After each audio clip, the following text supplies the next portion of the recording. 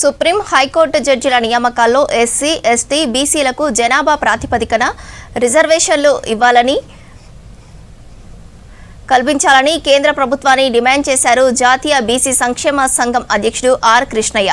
Collegium పద్ధతిని రద్దు చేసి పబ్లిక్ సర్వీస్ కమిషన్ తరహాలో జ్యుడిషియల్ కమిషన్ ఏర్పాటు చేసి జడ్జిలను నియమించాలన్నారు. హైదరాబాద్ బషీర్బాగ్ ప్రెస్ క్లబ్లో తెలంగాణ బీసీ న్యాయవాదుల సంక్షేమ సంఘం లోగో, కొత్త సంవత్సరం క్యాలెండర్ ఆవిష్కరించారు ఆర్ కృష్ణయ్య. జూనియర్ అడ్వకేట్లను నెలకు 20,000 రూపాయల స్టైఫండ్ చెల్లించాలన్నారు.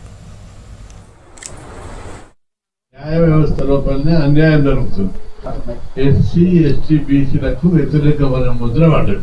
అడ్వకేట్ ఎంత పవర్ఫుల్ ఉన్నా జడ్జీలు వ్యతిరేకంగా ఉన్నటువంటిది ఒకటి ఎస్ఎల్ వెళ్ళిపోయింది. అందుకే ఈ వేదిక ద్వారా నేను కేంద్ర ప్రభుత్వాన్ని డిమాండ్ చేస్తున్నా, ఎస్సీ, ఎస్టీ, బీసీ అడ్వకేట్లకు సుప్రీంకోర్టు జడ్జీల్లో, హైకోర్టు జడ్జీల నియామకాల లోపల రిజర్వేషన్లు జనాభా ప్రకారం పెట్టాలని చెప్పి డిమాండ్ చేస్తున్నాను.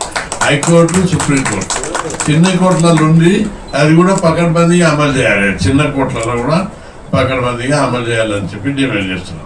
ఎప్పుడైతే కోర్టులలో ఇది ప్రజాస్వామ్యం, పిచ్చం కాదు, రిజర్వేషన్లు పిచ్చే కాదు, ఇది ప్రజాస్వామ్యం. ప్రజాస్వామ్యంలో జనాభా ప్రకారం ఎవరి వాటా వాళ్ళకి ఇవ్వడం ధర్మం, ప్రజాస్వామ్యం మౌలిక సూత్రం. కాబట్టి జడ్జీల నియామకాల లోపల ఖచ్చితంగా రిజర్వేషన్లు ప్రవేశపెట్టాలని కేంద్ర ప్రభుత్వాన్ని నేను డిమాండ్ చేస్తున్నాను. ఇక రెండవ డిమాండ్, జడ్జీలంతా నియామకాలు ఎవరు ఎట్లా చేస్తున్నారు? మీరు అందరూ దాన్ని ఛాలెంజ్ చేయాలి. జడ్జీలకు భయపడవలసిన అవసరం లేదు. ఇది ప్రజాస్వామ్యం.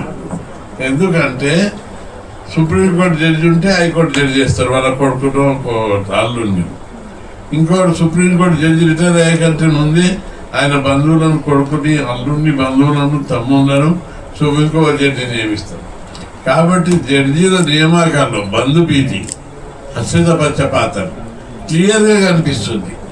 కాబట్టి ఇందులో మెరిట్ ఉండాలి, సమర్థత రావాలి, అంకిత భావం, నిబద్ధత కావాలంటే నియామక పద్ధతిని మార్చాలి. కొలీజియం పద్ధతి మార్చి దీన్ని జ్యుడిషియల్ కమిషన్ ద్వారా మెరిట్ పద్ధతిలో భర్తీ చేయాలని చెప్పి డిమాండ్ చేస్తున్నాం. యూనియన్ పబ్లిక్ సర్వీస్ కమిషన్ ద్వారా ఎట్లయితే ఐఏఎస్, ఐపీఎస్ సెలెక్ట్ చేస్తున్నారో జ్యుడిషియల్ కమిషన్ ద్వారా ఉన్నత న్యాయస్థానంలో హైకోర్టు, సుప్రీంకోర్టు